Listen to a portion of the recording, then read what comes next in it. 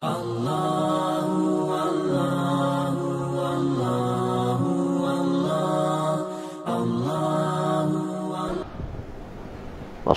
sallallahu alaihi wasallam sabda, burika fi ummati fi bukuriha.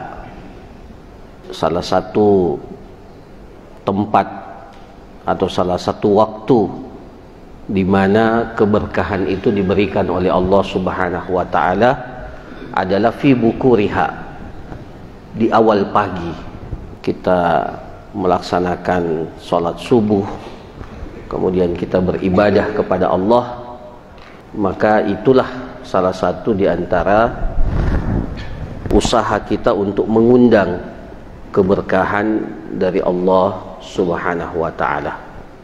Maka mudah-mudahan kita termasuk di antara hamba-hamba Allah yang mendapatkan keberkahan itu. Hadirin jamaah subuh yang dirahmati oleh Allah, di dalam kita beribadah kepada Allah Subhanahu wa taala ada beberapa kaidah yang perlu untuk kita mantapkan, yang perlu untuk kita penuhi dalam rangka memaksimalkan ubudiyah kita kepada Allah Subhanahu wa ta'ala. Ya, biasanya kalau kita belajar ibadah, maka yang pertama yang disampaikan kepada kita bahwa ibadah itu tidak akan diterima oleh Allah Subhanahu wa ta'ala kecuali disertai dengan dua syarat. Yang pertama adalah ikhlasun niyah, keikhlasan kita di dalam beribadah kepada Allah Subhanahu wa ta'ala. Kemudian yang kedua adalah al-mutaba'ah, sejauh mana kita mengikuti tuntunan yang disyariatkan, yang dicontohkan oleh Rasulullah sallallahu alaihi wasallam dalam pelaksanaan ibadah itu. Dan itulah yang dimaksud dengan husnul amal. Husnul amal, amalan yang terbaik itu, liyabluwakum ayyukum ahsanu amala. Alladzi khalaqal mauta wal hayata liyabluwakum ayyukum ahsanu amala. Dialah Allah Subhanahu wa taala yang menjadikan kehidupan dan kematian tujuannya adalah untuk menguji kalian. Al-bala, menguji kalian siapa di antara kalian yang memiliki ahsanu amala, amalan yang terbaik, amalan yang berkualitas. Nah, definisi daripada husnul amal itu adalah yang pertama, dia tidak menjadi amalan yang terbaik kecuali disertai dengan keikhlasan, dan dia tidak menjadi amalan yang terbaik kecuali dia sesuai dengan tuntunan sunnah yang diajarkan oleh Nabi kita, Nabi Muhammad sallallahu alaihi wasallam. Ini yang biasa kita dengarkan, dan ini merupakan kaidah yang terpenting dari kaidah-kaidah di dalam kita beribadah kepada Allah Subhanahu wa taala. Tetapi apakah hanya itu? Apakah hanya itu yang merupakan kaidah kita di dalam beribadah? Ternyata tidak, para ikhwas sekalian. Ada kaidah-kaidah yang lain yang perlu untuk kita tanamkan di dalam diri kita agar ubudiyah, penghambaan kita kepada Allah Subhanahu wa taala betul-betul menjadi ubudiyah yang paripurna, ubudiyah yang sempurna. Ada beberapa kaidah yang lain yang penting yang harus kita tahqiq, yang harus kita realisasikan agar kita dapat merealisasikan ubudiyah ini, penghambaan ini kepada Allah Subhanahu wa taala. Di antara kaidah-kaidah penting itu adalah yang pertama adalah ketinggian derajat seorang hamba di hadapan Allah Subhanahu wa taala. Ketinggian derajat seorang hamba di hadapan Allah Subhanahu wa taala dan kemuliaan kedudukannya di hadapan Allah Subhanahu wa taala adalah sejauh mana dia merealisasikan ubudiyah itu hanya kepada Allah. Itu kaidah yang pertama. Jadi semakin kita beribadah kepada Allah Subhanahu wa taala, memposisikan dan menegaskan status penghambaan kita kepada Allah, maka semakin tinggi pula lah derajat kita di hadapan Allah Subhanahu wa taala. Makanya para nabi dan rasul itu, orang-orang yang mulia, itu disebutkan oleh Allah Subhanahu wa taala mereka itu adalah abd. Mereka itu adalah abdun, adalah hamba. Allah Subhanahu wa taala berfirman, subhanalladzi asra bi 'abdihi lailan minal masjidil haram ilal masjidil aqsa. Allah Subhanahu wa taala menyebutkan nabinya Nabi Muhammad sallallahu alaihi wasallam dalam peristiwa Isra dan Mi'raj itu dengan subhanalladzi asra bi 'abdihi, disebutkan oleh Allah dengan kata al-'abd. Jadi ini yang kita cari. Ya, begitu pula dengan nabi-nabi yang lain, dzurriyyata man hamalna ma'anu innahu kana 'abdan syakura. Disebutkan oleh Allah Subhanahu wa taala mereka itu adalah abd. Maka para ikhwas sekalian yang dirahmati oleh Allah Subhanahu wa taala, tujuan kita atau visi kita di dalam melaksanakan ketaatan-ketaatan kepada Allah Subhanahu wa taala yang menjadi perintah sekaligus tujuan penciptaan kita, itu betul-betul harus kita realisasikan. Semakin kita menegaskan status kita sebagai seorang hamba kepada Allah, maka semakin tinggi derajat kita di hadapan Allah Subhanahu wa taala. Itu yang pertama. Jadi pertegas posisi kita, status kita sebagai hamba Allah. Jangan justru kita ingin mengambil sebagian daripada kekhususan yang dimiliki oleh Allah Subhanahu wa taala. Iblis itu menjadi makhluk yang dilaknat oleh Allah Subhanahu wa taala karena mengambil sebagian kekhususan yang hanya dimiliki oleh Allah Subhanahu wa taala. Al-kibr, kesombongan itu. Al-kibru ridai. Sementara kesombongan itu adalah pakaiannya Allah Subhanahu wa taala. Cuma Allah yang al-mutakabbir. Cuma Allah yang al-mutakabbir yang berhak untuk menyombongkan dirinya di hadapan yang lain. Sementara makhluk-makhluk yang lain itu tidak boleh memiliki al-kibr itu. Maka pertegas status ubudiyah, penghambaan kita kepada Allah, maka semakin tinggi derajat kita di hadapan Allah Subhanahu wa taala. Itu yang pertama. Kaidah yang kedua para ikhwas sekalian yang dirahmati oleh Allah, bahwa ibadah itu tidak akan sempurna kecuali disertai dengan kamalul mahabbah wa kamalu al-khudu' wal-dhul. Jadi ada dua hal yang harus terpenuhi di dalam ibadah kita, ubudiyah kita kepada Allah. Dia tidak akan sempurna kecuali disertai dengan kamalul mahabbah, kesempurnaan cinta kita kepada Allah, wa kamalu adzul, dan kesempurnaan ketundukan, ketaatan kita kepada Allah. Jadi harus disertai dengan dua ini, cinta dan tunduk, menghinakan diri di hadapan Allah Subhanahu wa taala. Hubungan kita dengan Allah Subhanahu wa taala bukan seperti hubungan kita dengan sesama kita. Ya, kita punya teman, kita punya sahabat. Betul kita cintai sahabat kita. Kita cintai, bahkan ya katakanlah yang sudah berkeluarga punya istri. Kita cintai istri kita, cintai anak kita, dan begitu pula sebaliknya. Ada mahabbah kita kepada mereka, pada orang tua kita dan seterusnya. Tapi apakah kita mau menghinakan diri di hadapannya?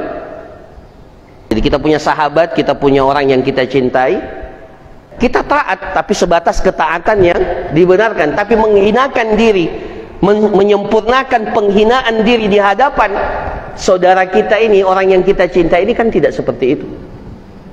Kita cintai, tapi kita tidak akan menyempurnakan, tidak akan tunduk dengan totalitas ketundukan kepada orang yang kita cintai, dan bahkan tidak boleh sebenarnya seperti itu.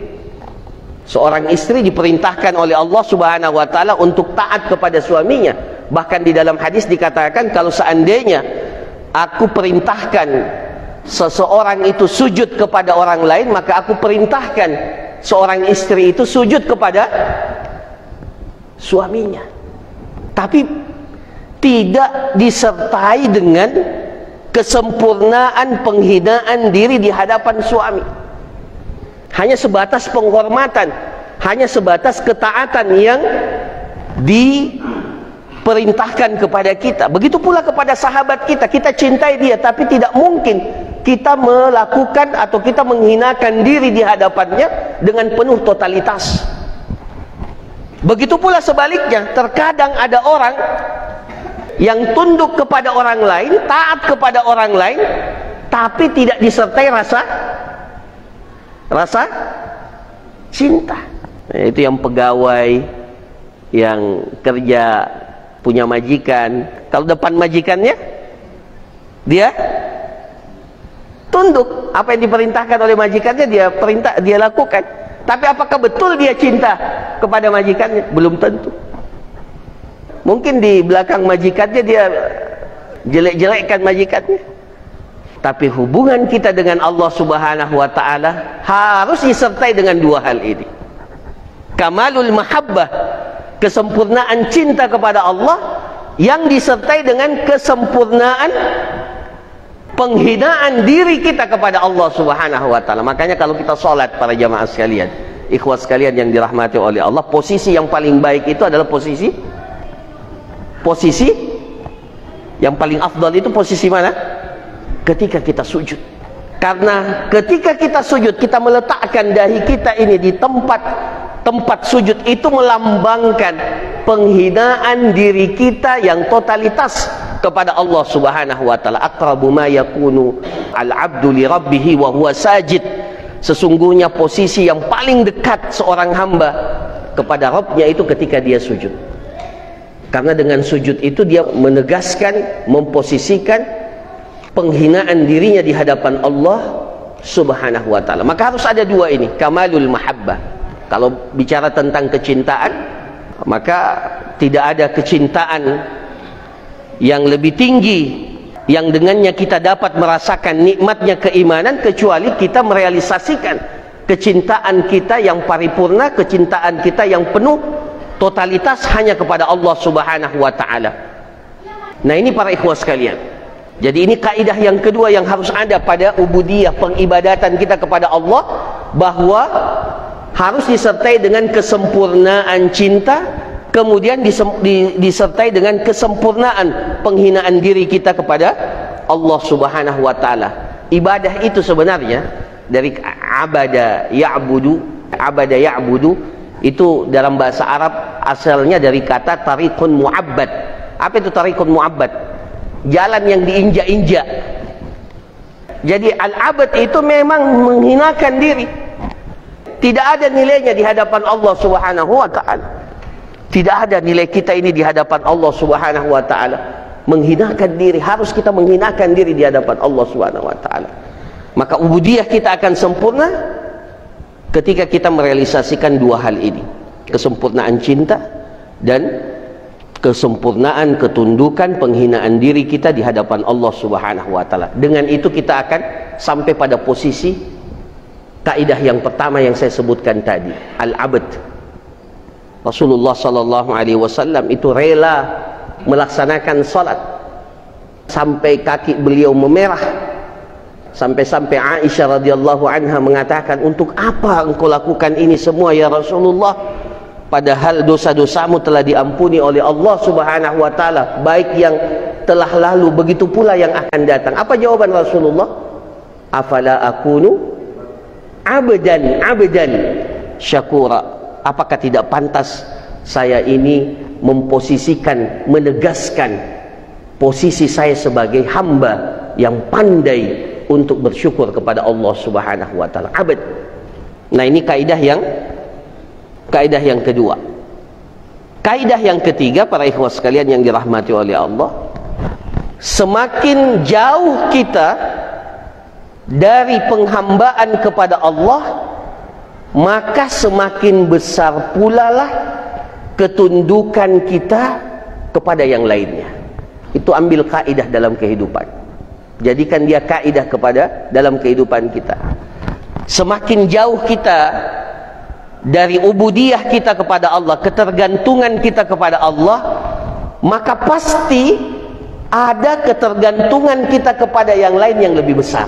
Dia akan mengambil porsi ketergantungan kita kepada Allah dengan ketergantungan kita kepada yang lainnya. Siapa yang enggan atau meminimalkan penghambaannya kepada Allah, maka pasti dia akan bergantung kepada yang lainnya. Yang lainnya itu bisa berbentuk berhala, zat-zat yang disembah selain Allah Subhanahu wa taala, bisa berbentuk harta, jabatan, dan seterusnya.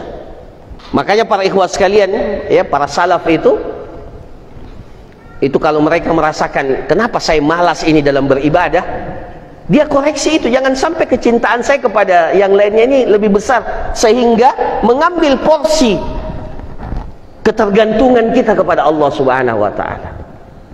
Kalau kita cinta kepada harta, cinta kepada dunia, maka semakin besar kita kecintaan kita kepada harta, cinta kita kepada dunia, atau cinta apa saja kepada yang lainnya, dia pasti akan mengambil porsi kecintaan dan ketundukan kita kepada Allah Subhanahu wa taala. Karena sifat manusia itu pasti harus bergantung. Kita ini fukara, kita ini orang yang memiliki ketergantungan kepada yang lain yang sangat besar.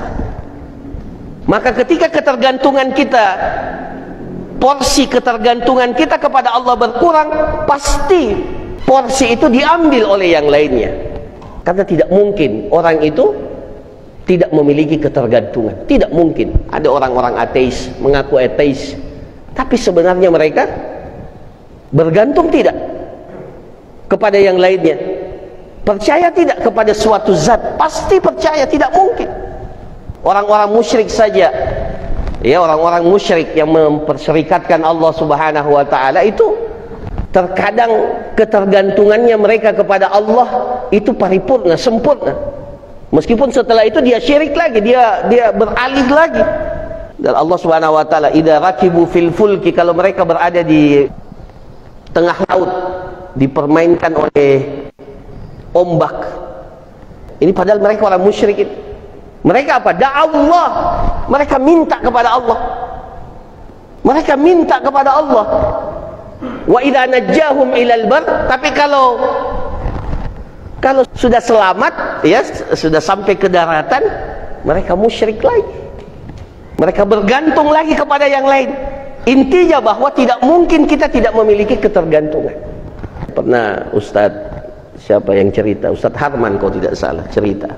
Pernah beliau naik pesawat, kemudian pesawat itu ya biasa ya, ketemu dengan cuaca yang tidak, ya biasa juga kalau kita kalau sudah disuruh pakai apa itu sabuk, betul-betul ya, yang kita ingat cuma apa, mati ya. Akhirnya semua zikir-zikir pamungkas itu keluar. Astagfirullah, astagfirullah. Kita beristighfar, kita sebut. Betul itu. Kenapa? Karena memang kita ini bergantung kepada zat. Tidak mungkin ada orang, saya tenang saja. Bahkan orang musyrik pun, orang kafir pun pasti memiliki ketergantungan itu dalam kondisi-kondisi kritis seperti itu, pasti memiliki ketergantungan. Jadi Ustadz Arman Tajang bilang, ya, ketika mereka di turbulensi ya namanya, keluar semua zikir-zikir keluar. Pas mendarat ada penumpang yang bilang, betul-betul pilotnya ini hebat. Ketika mendarat sudah selamat, yang dia puji siapa? Pilotnya. Itu persis dengan apa yang dikatakan oleh Allah. Ketika sudah sampai di daratan dan sudah selamat, mereka musyrik lagi. Jadi para ikhwah sekalian, kalau kita ini tidak bergantung kepada Allah secara total, maka pasti ada ketergantungan kita kepada selain Allah Subhanahu wa taala. Maka totalkan ketergantungan. Allahu itu apa? Allahus Samad. Apa itu Allahus Samad? As-Samad itu tempat kita tempat kita bergantung. Iyyaka na'budu wa iyyaka nasta'in.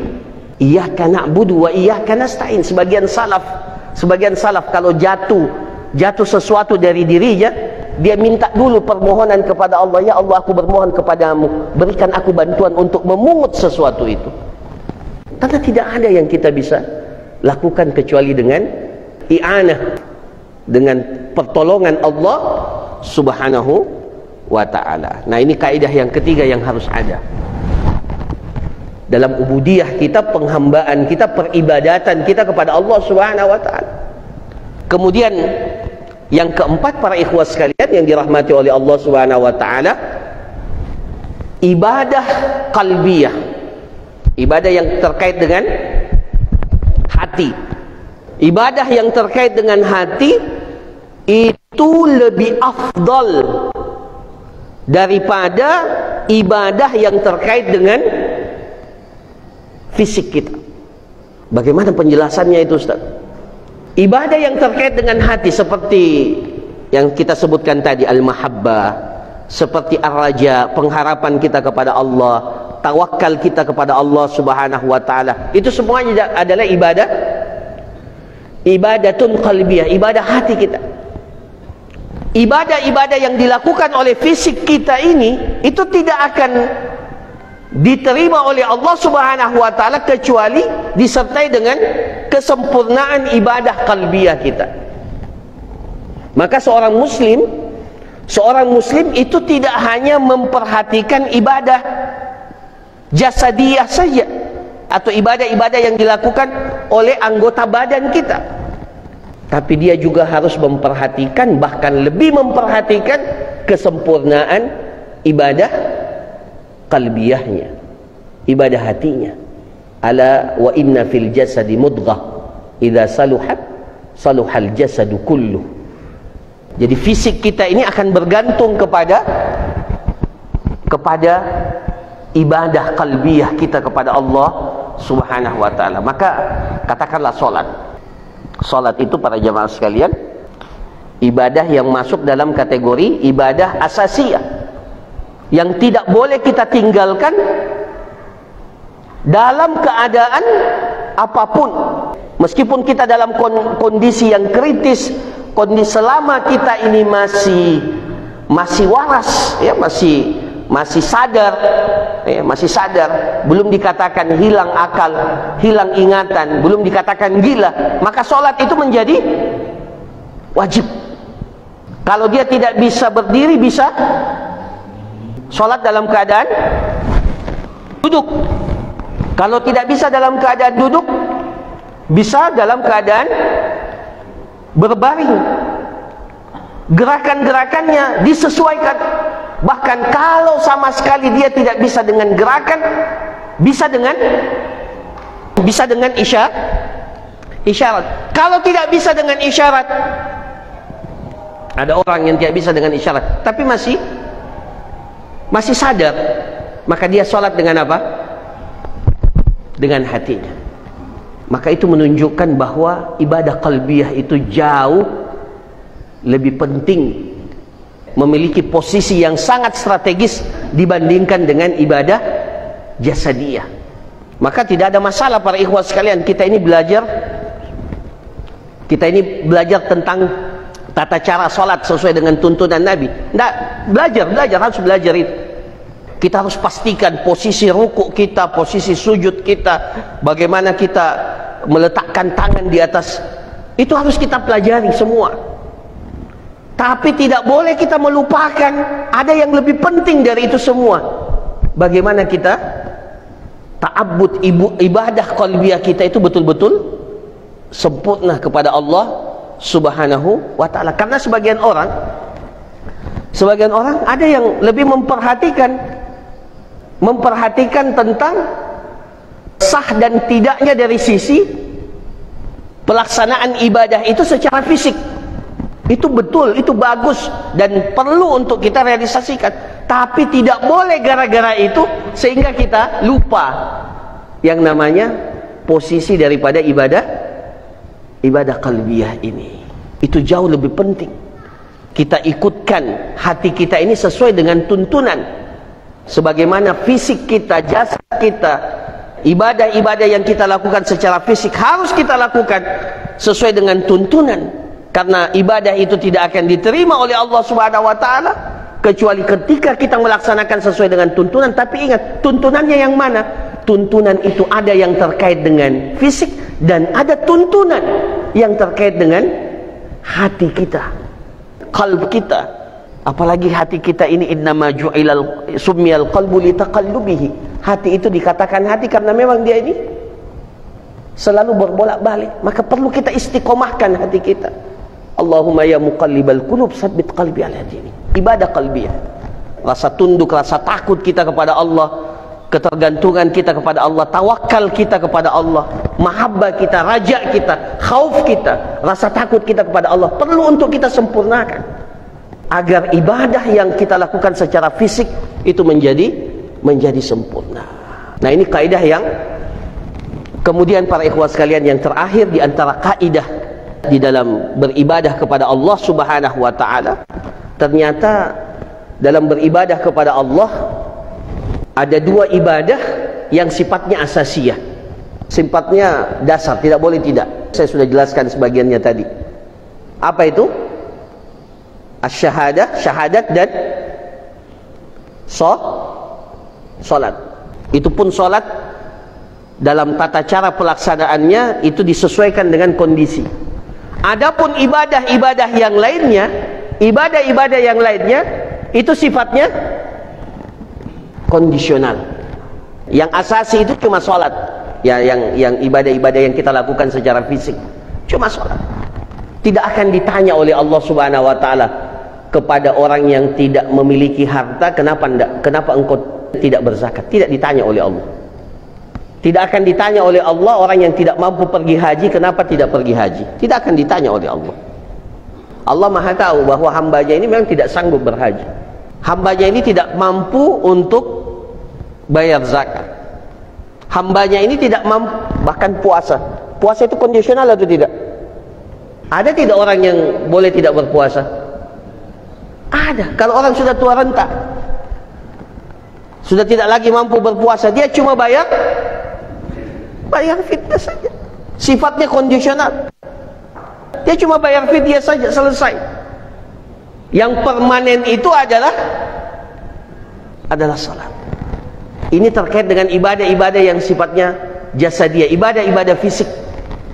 Maka para jamaah sekalian yang dirahmati oleh Allah, keterkaitan kita ini hubungannya dengan bagaimana kaidah di dalam beribadah. Keterkaitan kita dengan ibadah-ibadah ini itu menjadi penting untuk kita ilmui pada saat di mana kondisi tersebut menuntut kita untuk melakukan ibadah itu. Yang paling pertama yang harus kita ilmui itu adalah salat, karena dia ibadah asasiyah. Tidak ada fidyahnya salat. Saya pernah di satu tempat di Jawa, ada orang sakit, masih sadar, tapi sakitnya berat. Saya tanya, kenapa tidak disuruh sholat? Tidak Ustaz, kan ada fidyah. Jadi dia samakan, dia kiaskan fidyah apa tuh? Fidyah puasa itu ke sholat, bisa aja dibayar fidyah. Saya bilang tidak ada fidyah sholat itu. Yang ada fidyah itu cuma pada puasa. Dengan haji juga ada fidyahnya. Jadi kita harus ilmui. Ilmu itu sesuai dengan kondisi dan tuntutan yang ada pada saat itu. Maka menjadi wajib bagi kita untuk mengilmui sesuai dengan kondisi yang ada. Kita mau pergi, kita mau bayar zakat, harus tahu bagaimana bayar zakat. Kita mau puasa, masuk bulan Ramadan, kondisional. Selama belum datang tuntutan itu, maka tidak wajib bagi kita. Yang ini yang sifatnya kondisional. Adapun yang sifatnya asasiyah, maka harus kita tahu. Itu yang paling pertama. Nah, yang lainnya itu menurut apa yang menjadi kebutuhan kita. Ini kalau kita berbicara dalam konteks kita ingin mengamalkannya. Kalau kita ingin mempelajarinya, itu berbeda. Kalau antum ingin menjadi seorang yang memiliki kedalaman ilmu, itu harus dipelajari, baik dituntut atau tidak. karena harus antum pelajari ya, ingin menjadi seorang faqih. Nah, itu harus dipelajari. Tapi kalau untuk tuntutan pribadi, kapan menjadi wajib? Itu ketika kondisi menuntut kita, mewajibkan kita untuk melakukan ibadah itu. Dan alhamdulillah di dalam Islam salah satu kaidah penting di dalam beribadah itu adalah at-taisiru wa raf'ul haraj. Diberikan solusi, kemudahan, dan diangkat yang namanya kesulitan. Tidak ada ibadah dalam Islam yang diperintahkan kita untuk mencari ibadah yang sulit. Saya mau pergi cari masjid yang tidak ada atapnya, sholat duhur ini. Kenapa? Kaidah mengatakan al-ajr, dengan kesulitan yang kita hadapi. Itu salah memahami kaidah namanya. Iya betul, pahala itu akan sesuai dengan cari kesulitan. Bisa tak? Saya mau apa? Saya mau pergi ke mana ya? Kalau bulan Ramadan, saya mau pergi ke negara yang mataharinya itu lebih panjang. Di sana. Apa? Kenapa? Oh, lebih afdal. Kenapa? Al-ajru ala qadril masyaqqah. Betul tidak itu? Itu orang Syiah. Orang Syiah sebelum disiksa oleh Allah di akhirat, itu mereka sudah siksa dirinya di dunia. Itu kalau mereka pergi haji, itu biar mobilnya itu, mobil mereka itu yang pergi haji, mungkin lihat ya, itu mobilnya itu dibuka apa aja, atapnya itu mereka buka. Karena artinya tidak boleh ada yang menutupi kepala selama pergi haji. Jadi biar atap mobilnya itu dibuka. Ya, jadi mereka sudah rasakan panasnya itu. Kalau dia tidak bertobat mungkin disiksa lagi oleh Allah nanti di hari kiamat. Jadi sampai seperti itu. Tidak boleh seperti itu. Jadi tidak boleh mencari-cari kesulitan di dalam beribadah. Tapi ketika kita melaksanakan ibadah dan bertemu dengan kesulitan, maka kaidah di situ yang kita dapatkan. Al-ajru ala qadril masyaqqah. Kita pergi haji atau pergi tawaf, ternyata pada saat kita tawaf jamaahnya membludak. Jamaahnya apa? Membludak. Akhirnya tawaf itu bisa diselesaikan katakanlah setengah jam, akhirnya kita selesaikan dalam 2 jam, maka berlaku kaidah itu. Memang pada saat kita melaksanakannya bertemu dengan kesulitan, tapi bukan mencari-cari kesulitan. Karena kaidah di dalam agama kita, di dalam kita beribadah, agama kita ini selalu memberikan solusi, kemudahan, dan mengangkat yang namanya kesulitan. Nah, ini para ikhwah sekalian, beberapa kaidah kita di dalam ubudiyah kita kepada Allah Subhanahu wa taala, yang tadinya kita hanya sering mendengarkan bahwa syarat ibadah itu ada 2, al-ikhlas dan al-mutabah. Ternyata kalau kita dalami syarat ini, itu memiliki kaitan-kaitan dengan yang lain, kaidah-kaidah yang lain di dalam beribadah kepada Allah Subhanahu wa taala. Saya ulangi, yang pertama, sejauh mana kita merealisasikan atau menegaskan status ubudiyah kita kepada Allah, status penghambaan kita kepada Allah, maka semakin tinggi derajat hamba itu di hadapan Allah Subhanahu wa taala. Kemudian yang kedua, ibadah kita ini tidak akan sempurna kecuali disertai dengan kamalul mahabbah, kesempurnaan cinta dan kesempurnaan penghinaan diri di hadapan Allah, kamalul dzul wal khudu' lillahi ta'ala. Kemudian yang ketiga, semakin kita tidak bergantung kepada Allah, maka porsi ketergantungan kita kepada selain Allah juga semakin besar. Itu kaidah dalam ibadah.